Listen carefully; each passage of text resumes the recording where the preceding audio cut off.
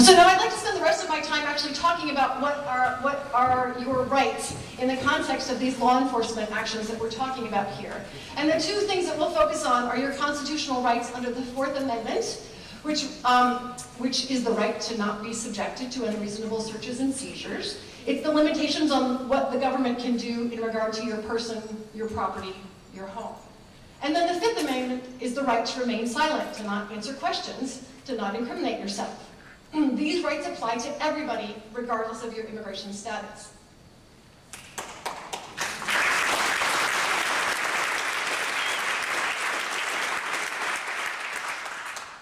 Well, that sounds great. Unfortunately, the Fourth Amendment has really taken it.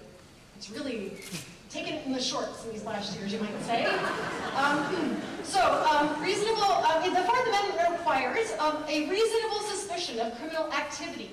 Or in the case of the immigration enforcement, it requires a reasonable suspicion that the person is not a U.S. citizen in order to stop and investigate someone. What is reasonable suspicion? The law of the Supreme Court has been very, very clear that reasonable suspicion requires specific, articulable facts. They can't just stop you because they have some intuitive hunch that, oh, you know, you might not be here legally. Or, you look like somebody who might have committed a crime last week. They have to have reasonable suspicion, law enforcement agents do, and in order to actually arrest you, they have to have probable cause that you have committed a crime or that you have committed an immigration violation, which is a much higher standard. Chimacum is going to talk more about this. However, one of the things that is, in my opinion, and our opinion, is that problematic, is that under the Fourth Amendment there is a border exception. The border exception says that there is no requirement of reasonable suspicion or probable cause for a border search. This permits questioning about immigration status and inspection of vehicles and contents without that reasonable suspicion or probable cause. The issue I think that is most contentious in this is what is the border? In order to have the border exception, what is the border? The government claims that the border is within 100 miles of the U.S. territory. That includes over 2/3 of the population of the United States. Our federal courts have upheld an exception. There's a lot of legal issues here and a lot of things to dispute about this legally, and reasonable people can do that, and that's probably what we'll be doing tonight, having reasonable people with differing opinions. I think that's what's called a democracy. Our federal courts have upheld an exception that permanent checkpoints are different from random checkpoints. And so permanent checkpoints are places along the border areas where they have firmly established routine checkpoints. Those are very different than the random checkpoints that we're seeing here. I'm going to talk to you a little bit now. I'm going to end this last part of the presentation about your Fourth Amendment rights and the context for those and what that means. In the context of your Fourth Amendment rights, police officers, immigration officers, they can approach anyone and ask you questions. They have the right to come up and talk to anyone. However, you have the right to refuse to answer, and you have the right to ignore those questions. And you can't be arrested or detained for your refusal to answer questions. So someone on the street who's approached by a law enforcement officer, whether it's a police officer or an immigration officer, does not have to answer questions.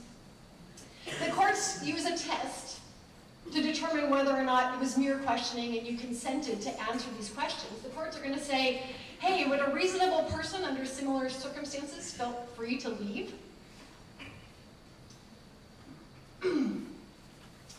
Again, under the Fourth Amendment, where the border exception doesn't apply, they need no reasonable suspicion to stop you or probable cause to say that again. I'm sorry? It's not clear. I was saying again, I was pointing out this border exception, which I think I've already touched upon, so we'll move to the next slide. They do need or don't need? Okay. Read the text. Can we look up to go back to the last slide? Yeah? Okay, consent and mere questioning, right? You don't have to answer the question. They can go up and talk to you. Okay, go on to the next slide. Where there's the Border Patrol exception that we've talked about, and Chimacum is going to go into more detail about, if they're not within that 100 miles, in order to stop you in your car, they need reasonable suspicion. They can't just stop anybody's car. If they're not within the Border Patrol, if the Border Patrol exception does not apply, they need probable cause and a warrant to go into your home. Everybody get that? That applies to us here, yes. Well, we're gonna talk about the border exception more, so hold your questions, just stay with me here. Yeah? Okay, under the Fifth Amendment to the Constitution gives you the right to remain silent and to not provide information that will incriminate you. In criminal law,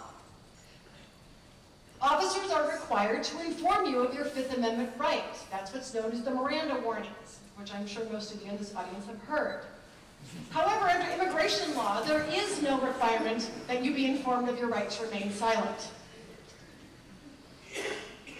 And you do have a right to remain silent. You don't have to answer these questions, as I talked to you before. The exception to that is that in our state, in Washington, however, if you're driving a car, you must identify yourself, and you are required to present identification.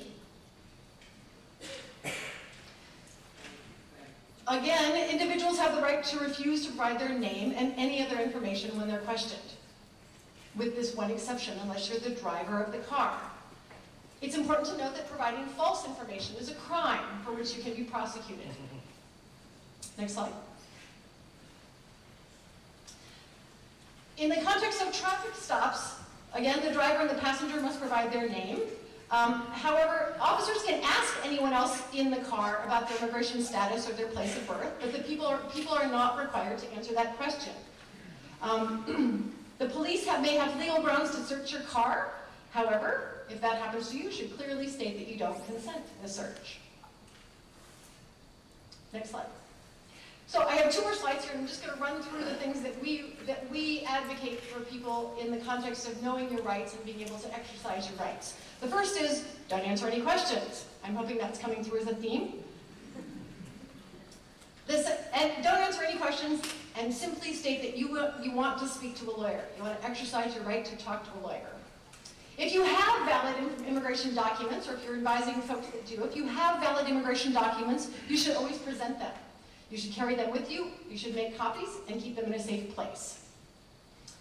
The third thing we advise people is to don't sign anything.